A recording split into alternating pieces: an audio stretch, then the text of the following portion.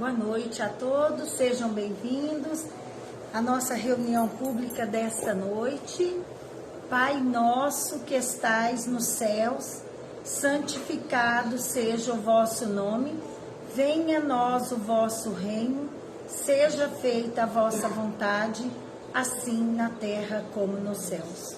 O pão nosso de cada dia, dai-nos hoje, Senhor. Perdoai as nossas dívidas, assim como nós perdoamos aos nossos devedores. Não nos deixeis entregue às tentações e livra-nos de todo mal, que assim seja. Em nome de Deus, de Jesus, está iniciada a nossa reunião de hoje. Que assim seja.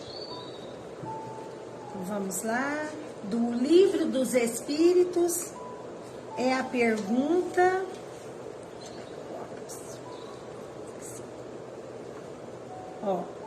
Nós estamos estudando, né, sobre o princípio vital.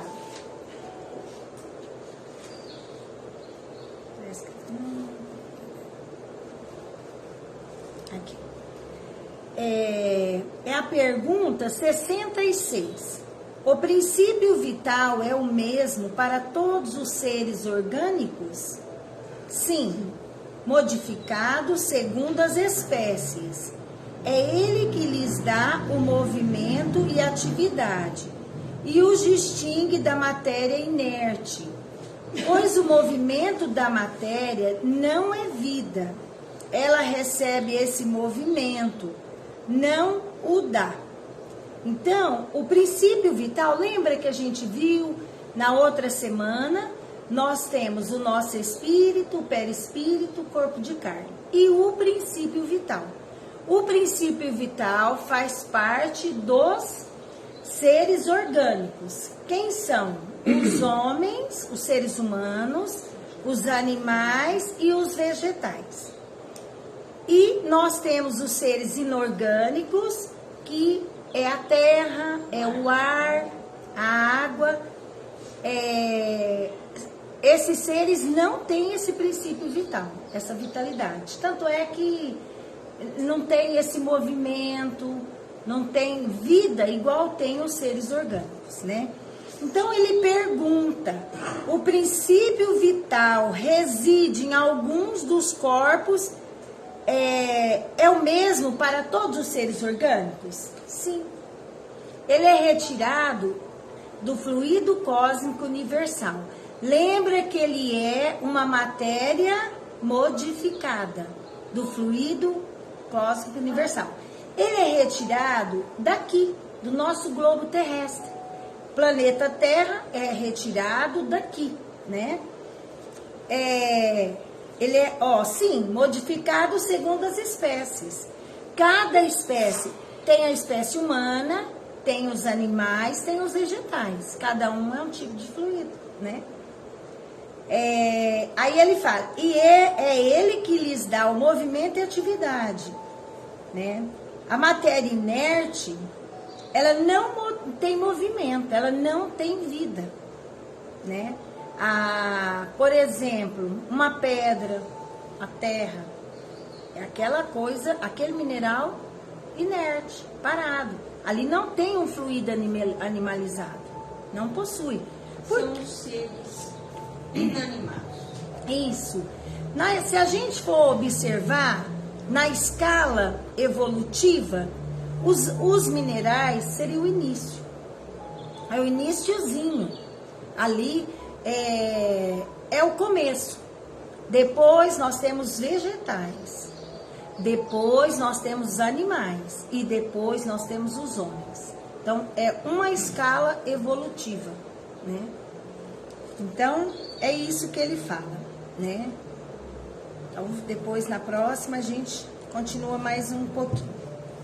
E hoje, né, do Evangelho, aqui, o capítulo novo que nós iniciamos semana passada, é o capítulo 11º.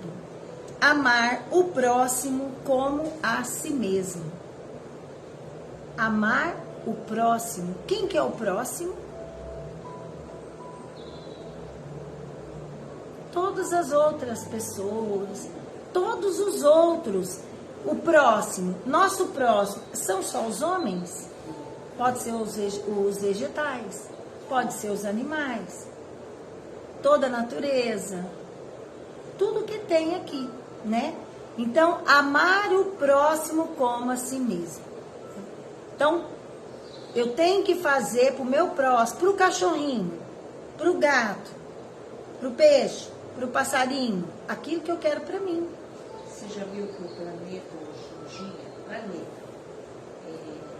tudo dedicado à conservação dos vegetais, o amor aos pets, aos animais, que isso não acontecia antes, né? Pois é. Já teve um avanço, né? Teve um avanço. Uma evolução na humanidade, né? Porque assim, vamos pensar uma coisa. Eu arrumo um cachorro. Eu não dou comida para ele. Eu dou a hora que eu lembro. O dia que eu resolvo, o cachorrinho passa fome, passa sede, passa falta das coisas, né? Então, o que eu estou fazendo? Amar o próximo como a si mesmo. Eu estava caminhando hoje e eu observei uma cena que chamou a atenção. Não sei se é porque na minha casa tem cachorrinho. E assim, parece que os cachorrinhos andam mais do que a gente, sabe? E aí, bem lá perto daquela quadra, criança assim, estava com o cachorrinho na coleira, o cachorrinho virado, brincando com ele, sabe? De repente ele agachou, mas ele beijava tanto esse cachorrinho, mas tanto, que me chamou a atenção aquilo. Eu pensei, como é engraçado, é o amor, né? É o amor. E sabe, aquilo me tocou. Eu falei, mas não é só na minha casa que gosto de cachorro. Que dá beijinho nos cachorros. Então é isso. Então, esse capítulo, ele vem falar isso para nós. Amar o próximo como a si mesmo. Eu quero receber comida. Eu quero receber carinho. Eu quero receber... Eu estou precisando de uma blusa de frio. Eu quero receber uma roupa de frio. Então, aquilo que eu necessito, que eu preciso, que eu gostaria que fosse feito a mim, é o que eu tenho que fazer com os outros. Então, a gente tem que sempre colocar no lugar do outro, sempre. E se fosse eu? E se fosse comigo? Como que seria, né? Quando a gente coloca no lugar do outro, tudo muda de figura, né? Muda totalmente. Então, hoje, o nosso título, né, da nossa lição é dai a César o que é de César. Então vamos entender o que quis dizer essa frase. Dai a César o que é de César. Eu vou dar para ele aquilo que é dele. Eu não posso dar para ele o que não é dele, né? Tem que dar aquilo que é dele. Então os fariseus, tendo se retirado, decidiram entre si surpreendê-lo em suas palavras. Lembra que os fariseus sempre estavam tentando pegar ele em armadilha, né? Sabe quando as pessoas que gostam da gente fica assim de olho esperando a gente escorregar, né? Fica ali esperando para tacar na carinha da gente. Tá vendo? Eu te falei, não é? Então os fariseus, eles ficavam tentando surpreendê-lo, né?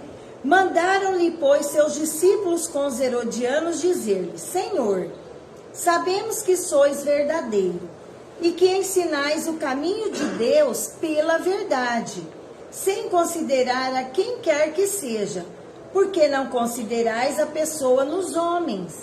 Dizei-nos, pois, vosso conselho sobre isso. É-nos permitido pagar o tributo a César ou não pagar? Então, o que eles perguntaram para Jesus? Jesus, a gente tem que pagar tributo? Tem que pagar imposto? Tem que pagar ou não tem que pagar? O que você fala? Mas Jesus, conhecendo a sua malícia, disse-lhes: hipócritas, por que me tentais?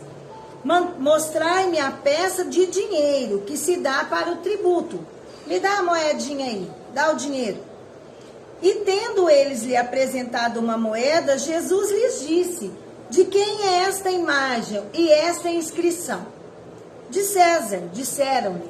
Então Jesus lhes respondeu: pois dai a César o que é de César e a Deus o que é de Deus. Então, tendo ouvido falar dessa maneira, admiraram-se de sua resposta e, deixando-o, retiraram-se. Não deu certo. Né? A cilada, a armadilha não deu certo. É de César? Então tem que pagar imposto. O que é de Deus tem que dar para Deus. Mas o que é do homem, da lei dos homens, tem que pagar, tem que dar para os homens. A lei dos homens. Aí, agora vem a explicação dos espíritos. A questão proposta a Jesus era motivada pelas circunstâncias de que os judeus, tendo horror ao tributo que lhes era imposto pelos romanos, dela fizeram uma questão religiosa. Um partido numeroso se formara para repelir o imposto. Naquela época era obrigado a pagar imposto, igual hoje, né? Naquela era tinha que pagar imposto. Não mudou nada. Não mudou muita coisa. Agora é mais caro. Então, o pagamento do tributo era, pois, para eles uma questão irritante e atual, sem a qual a pergunta feita a Jesus: é-nos permitido pagar ou não pagá-lo o tributo a César? Não teria nenhum sentido. Essa questão era uma armadilha, porque, de acordo com a sua resposta, esperavam excitar contra eles, seja a autoridade romana ou os judeus dissidentes. Então, era uma armadilha, né?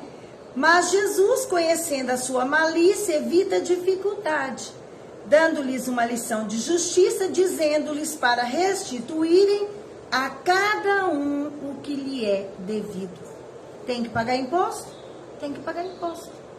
É assim, é a lei, é assim que funciona, é assim que tem que fazer, é assim que tem que cumprir. Esta máxima, dai a César o que é de César, não deve ser entendida de uma forma restritiva e absoluta, como todos os ensinamentos de Jesus. É um princípio geral resumido sob uma forma prática e usual, e deduzida de uma circunstância particular.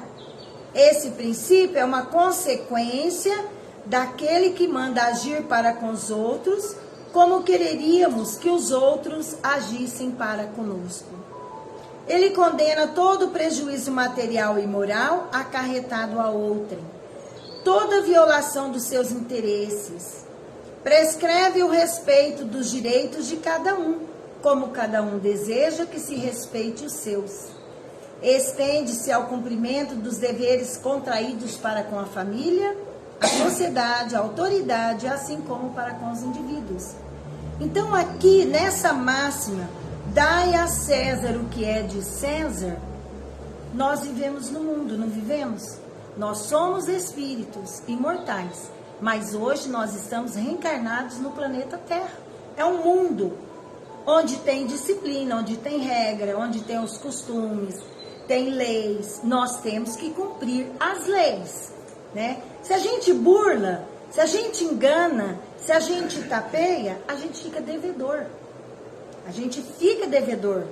O que a gente não cumpre nessa vida direito, tem que vir de novo e refazer.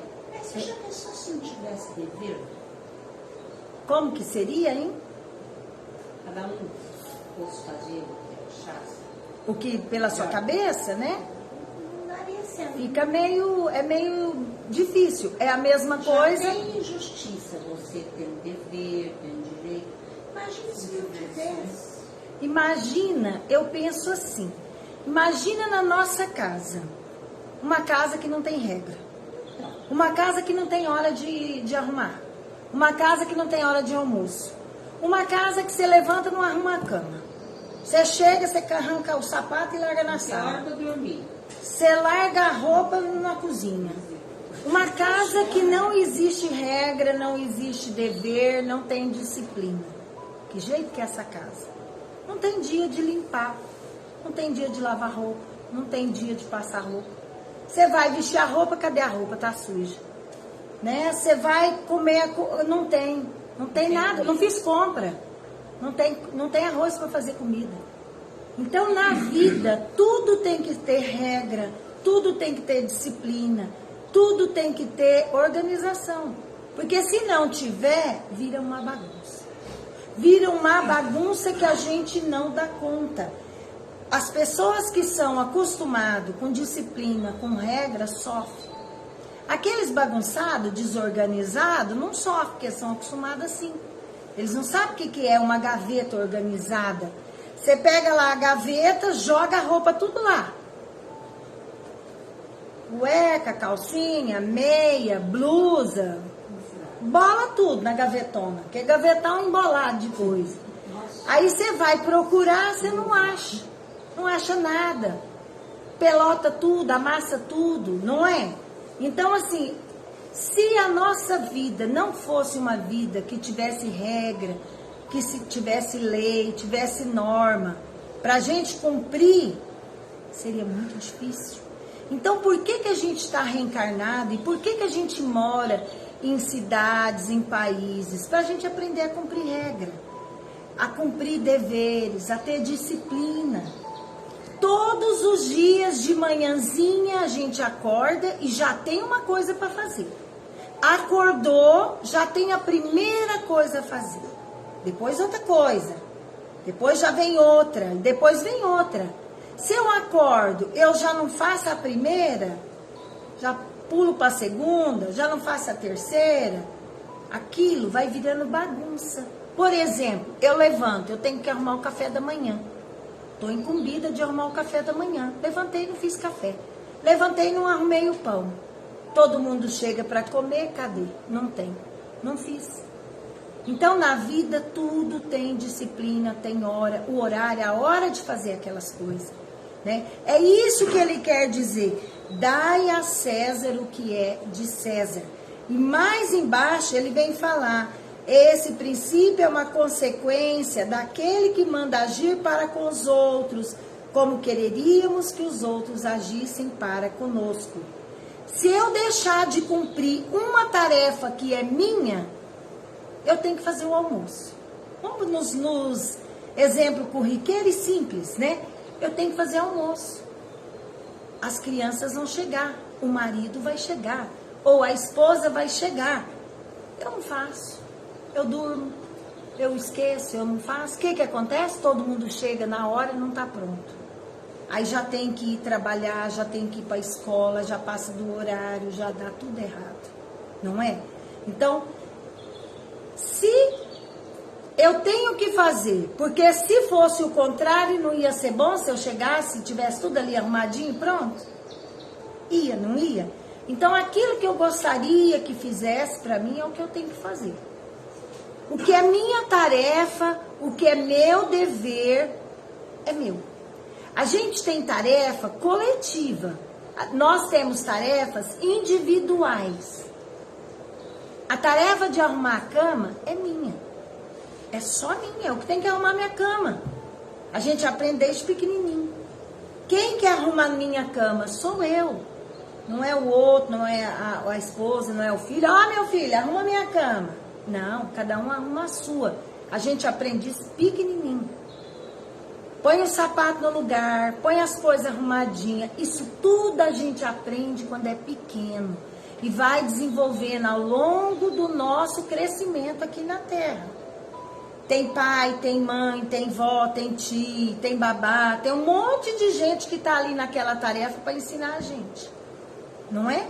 Então tem que fazer quando é pequeno, porque senão quando crescer não vai fazer nem as grandes. Aí as tarefas coletivas não faz. Se eu não sei fazer a pessoal, a privadinha, a privada, aquela que é só minha, eu não vou aprender a fazer a tarefa que é de todos, né? Eu não vou pagar o imposto do carro.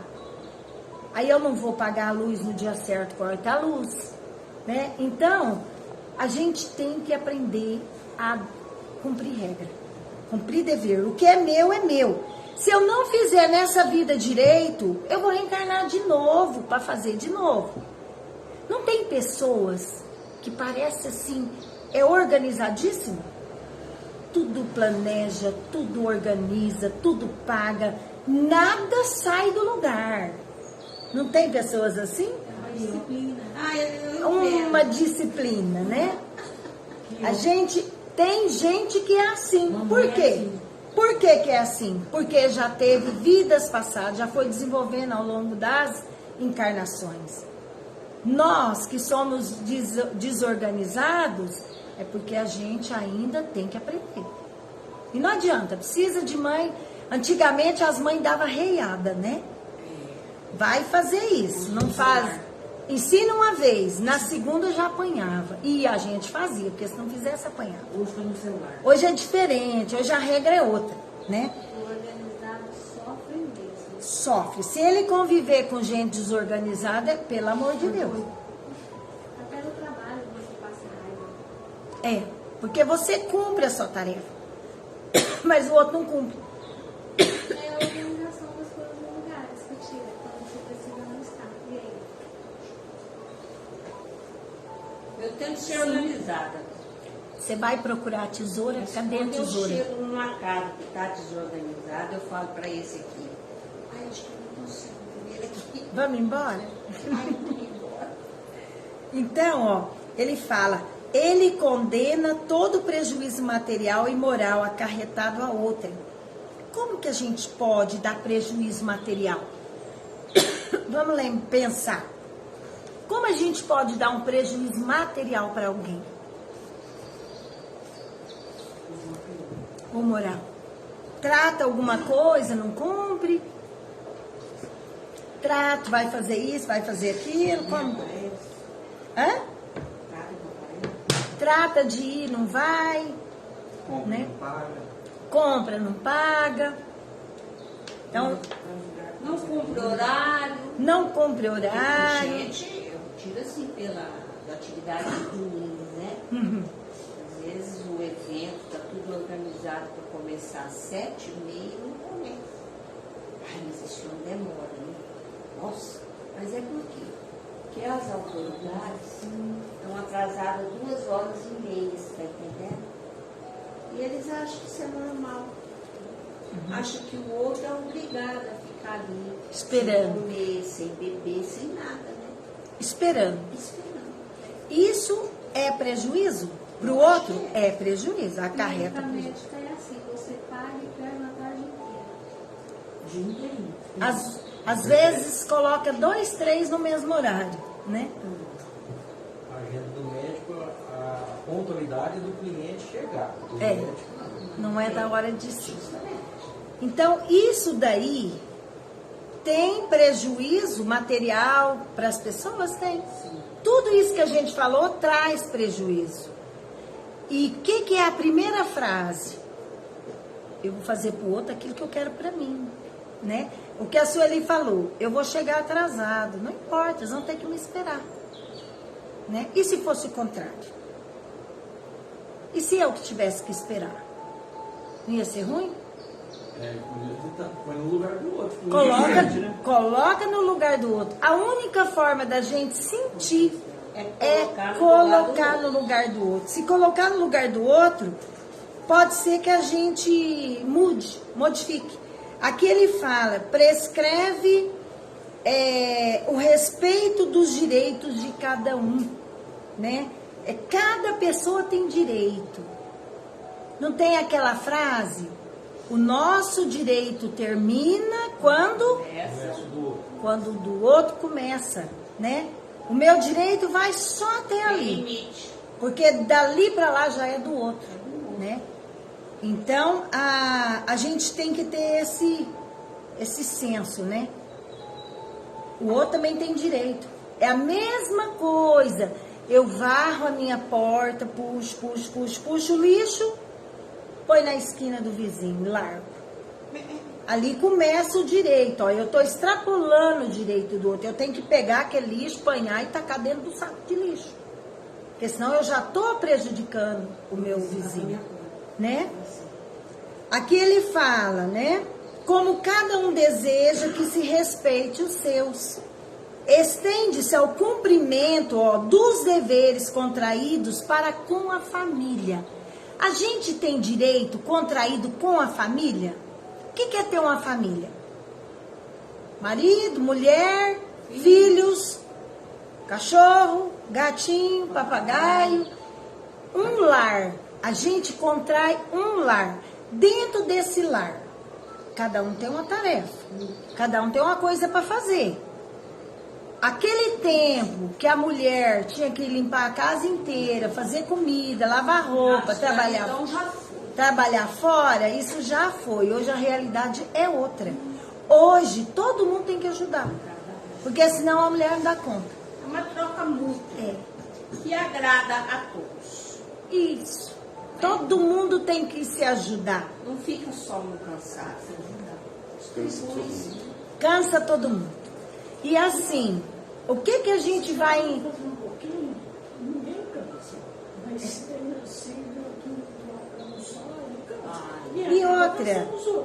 E outra, dona Laucídia, se a pessoa não aprender a fazer, ela não dá valor no serviço do outro. Eu tenho que lavar louça. Se eu não arrumar a cozinha do almoço, só a minha mãe arruma, só o esposo, só a esposa, a gente não dá valor no lavar louça, não é? Então é assim, todo mundo tem que fazer um pouquinho. Então isso aqui ele está falando do cumprimento dos deveres, ó, contraídos para com a família.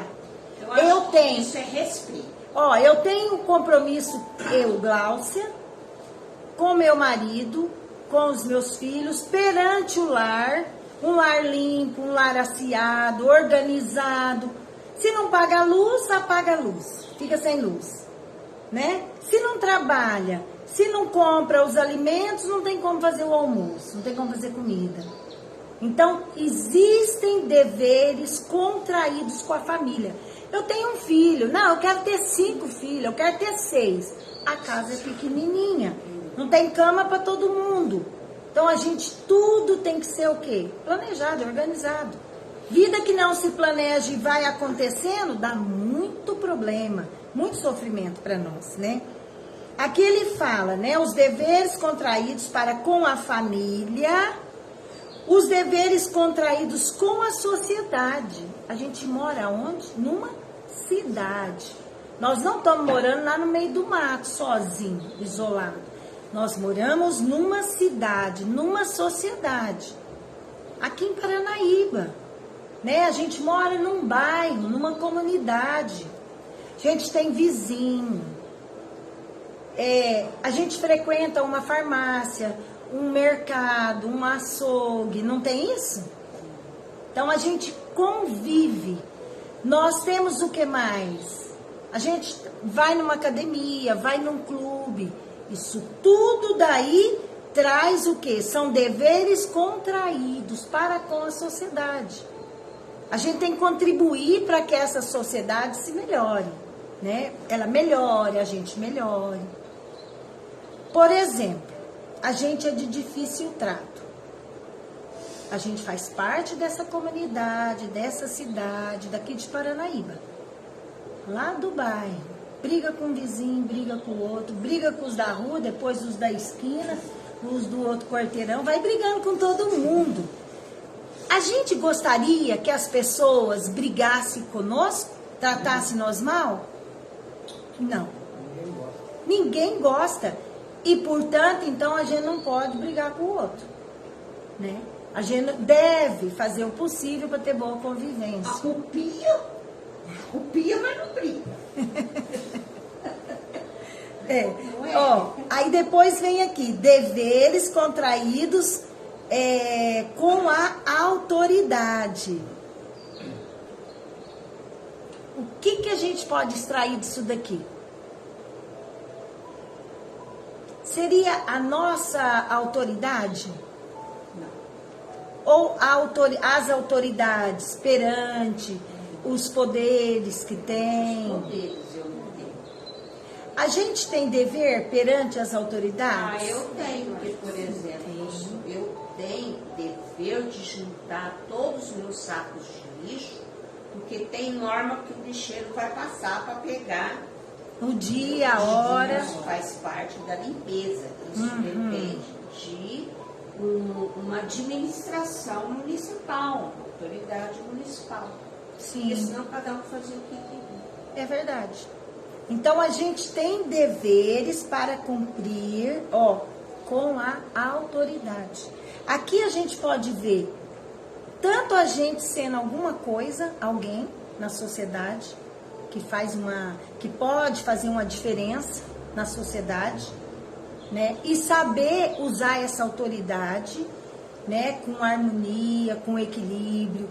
Não usar essa autoridade com arrogância, com orgulho, para pisar, para diminuir as pessoas. A gente pode ver também por esse lado.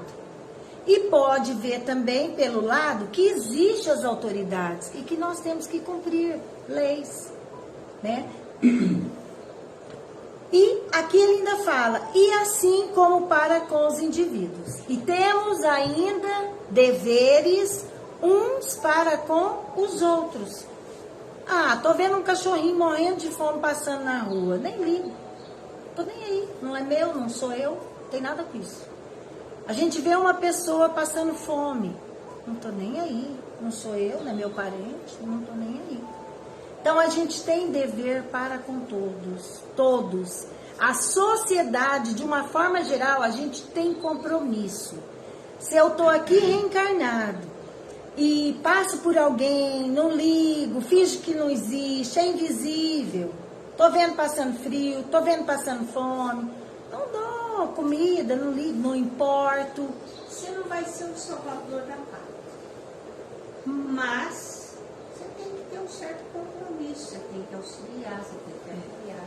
O que acontece com a gente, Sueli? Nessa vida, ele é o que está necessitando e eu posso doar. Se eu posso Só doar. que em outra vida pode reverter, mudar as posições. Por quê? A gente vai ser o pedinte. Aí a gente reencarna como o pedinte. Para quê? Para aprender a posição do outro. Para ver o lugar do outro. Porque quando a gente vê as pessoas necessitadas e não se importa, é que a gente não está nem aí. A gente não está colocando no lugar do outro. Quando a gente coloca no lugar do outro, você se importa com a dor alheia, com a dificuldade alheia. Você quer ajudar. Agora, quando a gente não importa, não liga com nada, na próxima encarnação, com certeza, a gente vai estar lá. Naquela posição. Ser ele, né? Vai ser ele, para aprender que aquela posição é difícil, que precisa da ajuda dos outros, né?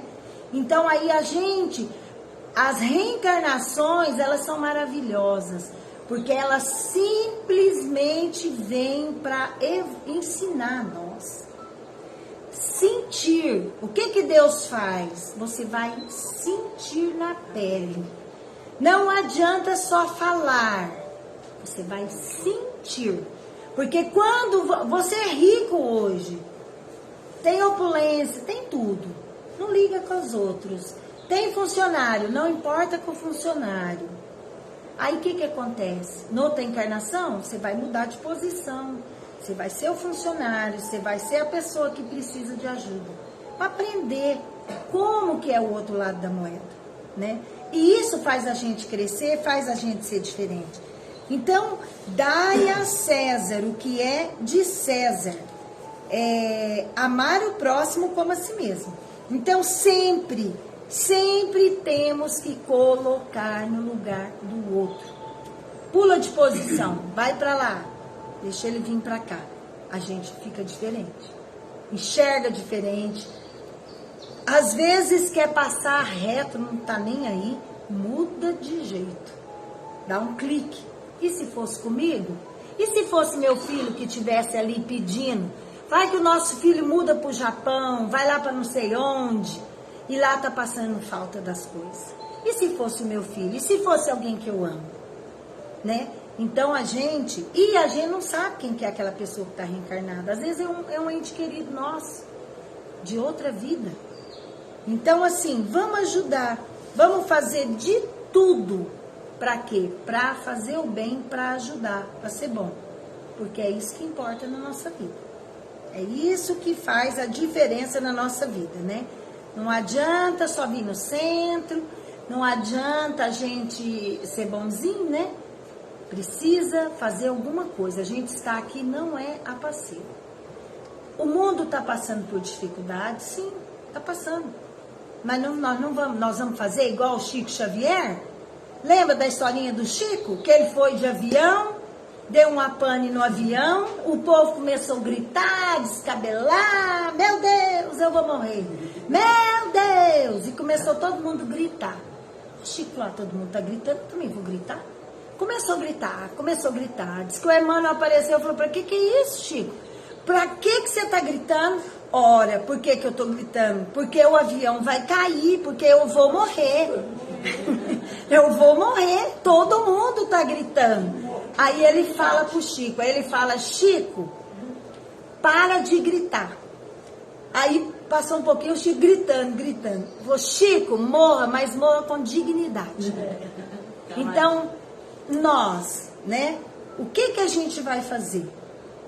Vamos fazer diferente. Não é porque todo mundo está fazendo que a gente vai fazer. É uma época difícil que nós estamos vivendo, mas Deus dá força, dá amparo, dá sabedoria para nós, né? Vamos ter equilíbrio. Não vamos ser os doidos que saem falando mal, pondo medo nas pessoas, desorientando as pessoas. Vamos ter equilíbrio, né? Procurar ter equilíbrio e sintonia com a espiritualidade. Pelo menos isso. Então vamos lá. Boa noite a todos que estão aqui pelo Facebook. Então vamos fazer a nossa prece, vamos pedir a Deus que nos ampare, que nos ajude, esteja conosco, Senhor. Vamos ficar numa posição bem tranquila, descontraídos, respira fundo, sinta o ar, acalma serenamente, acerena os corações. Que um jato de luz, centelha divina, possa adentrar o alto da nossa cabeça e ir espargindo, derramando por todo o nosso corpo físico e espiritual. Harmoniza, Senhor, os nossos centros de forças, que todos eles possam trabalhar em uníssono, que eles possam trabalhar em harmonia, equilibrando o nosso corpo de carne, os nossos órgãos, as células. Transforma essas células, Senhor, em células sãs, saudáveis. Vamos pedir a Deus, a Jesus, que visite a nossa casa. Vamos abrir o portão, vamos abrir a porta da nossa casa, para que Jesus e a espiritualidade superior adentre o nosso lar. Vamos ver entrando uma luz intensa por todos os cômodos. Vamos ver a sala, o quarto que dormimos, o banheiro, os outros quartos. Vamos ver os banheiros demais que houver, a cozinha, a despensa, a sala de estar, o quintal, onde lavamos a roupa. Que toda a nossa casa seja, Senhor, harmonizada. Se houver espíritos malfazejos, doentes, familiares que estão nos adoecendo, sejam envolvidos num jato de luz e encaminhados para as escolas divinas, para os hospitais. Te pedimos, Senhor, por toda a nossa família consanguínea. Vamos ver os nossos pais, o rosto de cada um, o nosso pai, a nossa mãe, os irmãos, o nosso esposo, esposa, os filhos, genros, noras, netos, bisnetos, que toda a nossa família seja alcançada, aonde estiver cada um deles, que receba as vibrações de amor, de paz e de saúde. Te pedimos, Senhor, derrama a paz em nossos lares. Faça uma barreira magnética, uma cerca magnética em volta do nosso lar, protegendo-nos dos perigos físicos, materiais, dos perigos espirituais. Coloca um anjo guardião na porta, na frente da nossa casa, no portão, para que nada de ruim possa, Senhor, adentrar o nosso lar e nos prejudicar. Te pedimos por Paranaíba. Vamos ver uma chuva de pétalas de rosas brancas caindo na nossa cidade. Olhamos assim ao longe e parece uma chuva. Quando olhamos de perto, são pétalas de rosas caindo, forrando as ruas, os telhados, os quintais, todos os lugares, lares ricos, lares pobres, pessoas adoecidas, todos os lares recebendo a paz, o amor, a saúde. Pedimos pelos hospitais, todos os lugares, Senhor, pelos idosos, pelas crianças, pelos jovens, por todos que aqui vivem. Te pedimos pelo Brasil, pelo planeta Terra, que toda a sua criação que aqui vive seja envolvida nas vibrações de amor. Que o amor possa, Senhor, tocar o coração de cada um. Querido Mestre, ó doce Jesus, guia meus passos em tua luz. Eterno amigo da perfeição, guarda contigo o meu coração. E assim, Senhor, te agradecemos por todas as bênçãos e damos por encerradas as nossas vibrações de hoje. Que assim seja. Agora vamos passar aos passes, que todos orem, façam seus pedidos. A espiritualidade está aqui, os médicos, os enfermeiros, para nos atender a todos.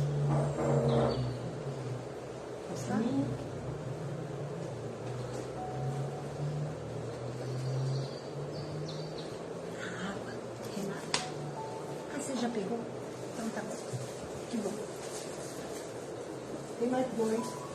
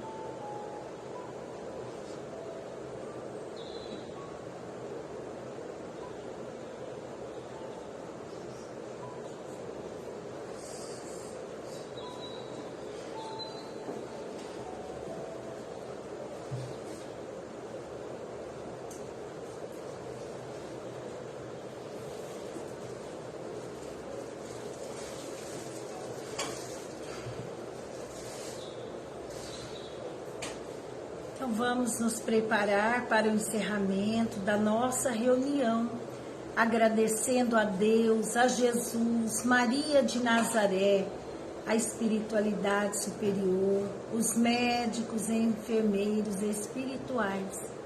Agradecemos, Senhor, por todas as bênçãos recebidas nesta noite.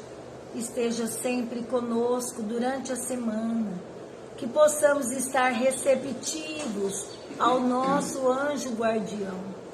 E assim, em nome de Deus, em nome de Jesus, está encerrada a nossa reunião de hoje. Que assim seja. Boa noite a todos. Obrigada pela presença.